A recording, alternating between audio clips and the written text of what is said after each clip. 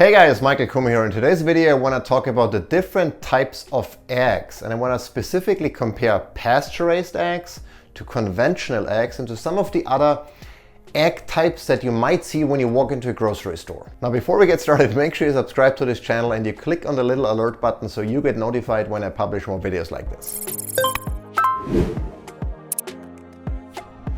Now if you walk into the grocery store and look at the egg aisle, you see a number of different types of eggs, starting from conventional eggs, cage-free eggs, free-range eggs, omega-3 eggs, corn and soy-free eggs, organic eggs, farm-raised eggs, pasture-raised eggs, and anything in between.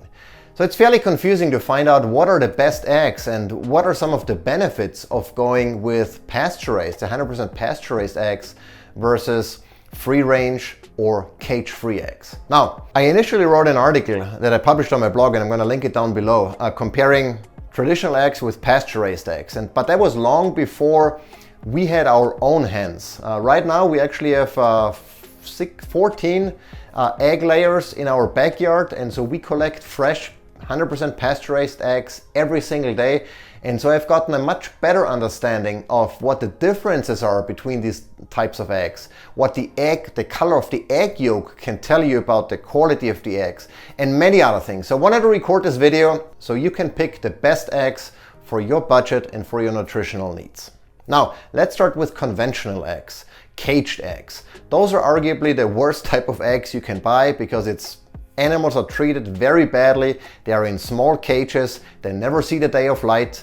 They are standing basically on grids. That's not good for their feet. So all the poop and the droppings are not stuck on the floor. And all they do is eat and lay eggs. And at some point they die or get sick and are replaced. So conventional eggs is something I would highly recommend. They are poor from a nutritional perspective, and you don't really want to support farmers that raise animals like that. Now, second type of egg are the cage-free eggs. And what cage-free basically means is that the hens are still crowded, still living a crappy life, but in a huge building called a hen house. Now that means there are thousands of hens in that hen house. They can barely move. There is no grass, there is no pasture, there is no daylight. All they have is access to feed and water, obviously, but that's pretty much it. They live a miserable life. Yes, it's cage-free, maybe better than being in a cage isolated all day, but still a terrible life for the hens. And also from a nutritional perspective, you don't want to eat those eggs unless absolutely necessary. Then there are organic eggs. And organic simply means that the feed that the hen was fed is organic or was organic. So that doesn't tell you anything about how the hen was raised, how the animals were raised. So you could still have cage-free eggs that came from hens that lived in crowded hen houses that just happened to be fed organic feed. Is that better? Probably not for the animals, and probably not for you either as far as the nutritional value of the egg is concerned. It's maybe a tiny step up, but something that's less bad doesn't necessarily mean it's good. Then there are omega-3 enriched eggs, and all that means is that the hens were fed a diet or a feed that had extra sources of omega-3. That's it's a little bit more complex than that, but for the purpose of this video, let's call omega-3 an anti-inflammatory polyunsaturated fatty acid, like you would find in many types of fish. And so by feeding the hens feed that contains higher levels of omega-3, then some of that omega-3 is going to end up in the egg and arguably improves the nutritional profile of the egg. But again, it doesn't say anything about how the hens were raised, if they had access to pasture, or if they were still crowded in either a cage or in hen houses. The next one is free range, and free range is basically similar to cage free. It often means that hens had theoretical access to the outdoors. So what that looks like is a big hen house where all the hens would be crowded inside, then a tiny door with a little bit of, call it like a patio, where hens could theoretically go to have outdoor access.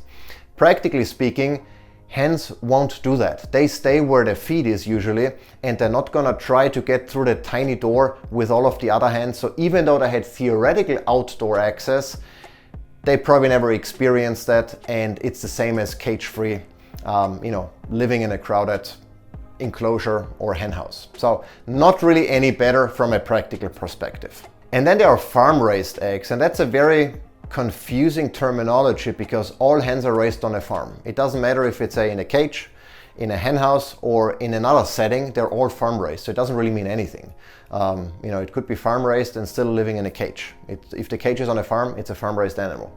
Doesn't really say anything. And then there are pasture raised eggs, and pasture raised could mean a lot of things. Pasture raised could mean that the hens had access to pasture, but would predominantly live in a hen house as similar to free range, but more often than not means that the hen had at least spent parts of her life on pasture.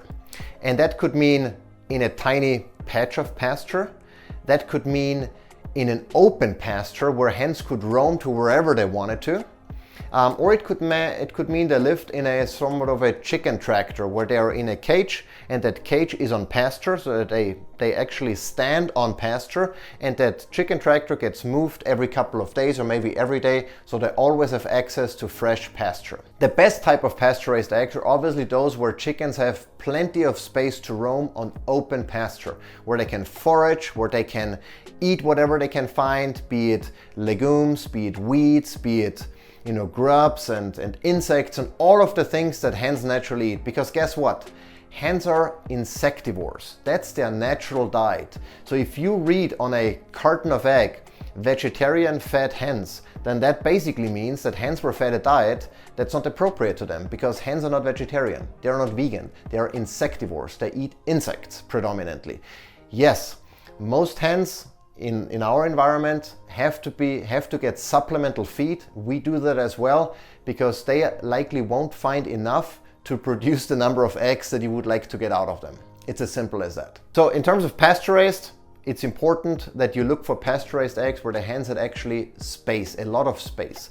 There are some brands that we used to buy in the past, and I think they give each hen 106 square feet per hen or so. So a lot of space to forage and run around and find food, and then they would get supplemental feed. And that's another area that's potentially important to understand, even if it's a pasture-raised eggs. What was the supplemental feed that the hens got? In our case, we feed corn and soy-free feed. And when I say we, I'm not selling eggs. So I'm not saying this because I want to try to sell you something. We have eggs for our own consumption. We don't sell them. We sometimes give them away if we have too many, but we don't sell them. So keep that in mind. But we feed them a corn and soy-free diet. And that's important because corn and soy is high in omega-6. That's the inflammatory cousin of omega-3. If you want to simplify it, it's a little bit more complex and nuanced than that, but for the sake of this video, omega-6 is inflammatory, omega-3 is anti-inflammatory. And so by removing corn and soy from the diet, you reduce the omega-6 content, and that leads to a better omega-3 ratio or nutritional profile in the egg.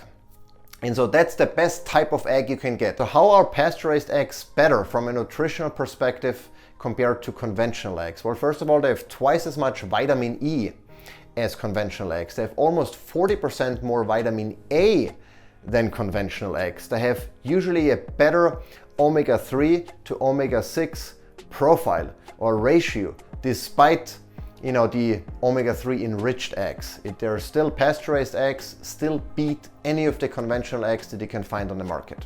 And so those are some of the factors that make truly pasture-raised eggs better than conventional eggs. But it's not only the quality of the egg, because that directly influences our own health. I'm also concerned about the health of the animals. I want to make sure animals are treated and raised in a manner that's appropriate to the species. And so in our case, our hens roam the backyard, they can forage whatever they want to, they get supplemental feed that has the lowest amount of omega-6 possible, and they lay great eggs every morning that feed us, that provide the nutrients that we need to thrive as well. And so I just want to do the same thing for our hens and feed them appropriately. Now, there are some misconceptions with looking at the color of the egg yolk to tell you whether or not this is a nutritional egg. Now, the color of the yolk is predominantly determined by the pigments in the feed that the hen ate. So a darker color means more plant pigments and more just more pigments in general that were part of the feed. Now, if you compare a conventionally raised hen with a pasture-raised hen, you can usually see a clear difference between a fairly pale yolk that didn't have a lot of pigments in the feed. That typically means a purely grain-fed, vegetarian-fed hen with poor feed that didn't have a lot of pigments. And a pasture-raised hen usually has a very dark orange yolk. That's an indication of, you know, all the forage, all of the different plants and bugs and grubs the animal ate. However, there are some companies that put color pigments into their feed. A conventionally raised egg also looks darker in color and tries to trick you into thinking this is a nutritional egg. Just because the yolk is dark doesn't always mean it's a nutritional egg. That's something very important to keep in mind. But more, if it's a pale yolk, you can usually tell that the feed was crappy and the nutritional value of the egg is crappy as well. However, I should also mention that in winter, when there is less forage for our hens, the yolk is a little bit paler than in summer. And that's just again a reflection of what our hens could find by foraging and by eating on pasture. Now, the other aspect that might influence egg quality, nutritional quality, I haven't seen any studies on that, unfortunately, is the water supply. So we have a plastic-free watering system that we use to feed provide our hens with fresh drinking water. And it's plastic-free because all plastics can leach endocrine disrupting chemicals. I have a whole blog post about that, into the water, and especially at higher temperatures. So in summer, if you have like a plastic bucket or plastic barrel to feed your animals, that is likely loaded with endocrine hormone disrupting chemicals. And first I thought, well, if chickens don't have any estrogen receptors, that might not be a problem, but they do have those receptors as well, much like humans do and many other animals do as well. So if we mess with their hormones, that could potentially impact the quality of the eggs they produce. It obviously impacts the quality of their health, of the hen's health, but could also impact the quality of the egg. And so we do it completely plastic free to prevent any of those hormones from getting into our hens and then from there getting potentially into the eggs. If that's really happening or not, I don't know, because I haven't seen any scientific research, but I'd rather be on the safe side. So that's another factor that you might consider. And unfortunately, I would argue that most commercial egg farmers use plastic throughout their operation simply because it's more convenient, cheaper, easier to clean, what have you. But that's something to keep in mind as well. And with that, we're gonna wrap it up. So I hope that video was useful. I hope now you know the difference between those different types of eggs. Again, look at my blog post for more information if you wanna recap that, maybe print it out. But if you can afford it, if the budget allows, go for 100% pasture-raised eggs, ideally corn and soy free, best case scenario, and avoid traditional eggs, cage-free, free range, and you know, all of those other types of eggs that simply mean the hens lived a horrible life and produced eggs that are not as nutritional as the pasture-raised ones. Now with that, thanks for watching. I hope you enjoyed this video. If you liked it, give it a thumbs up. If you didn't like it, let me know in the comments what I could have done better. Until next time.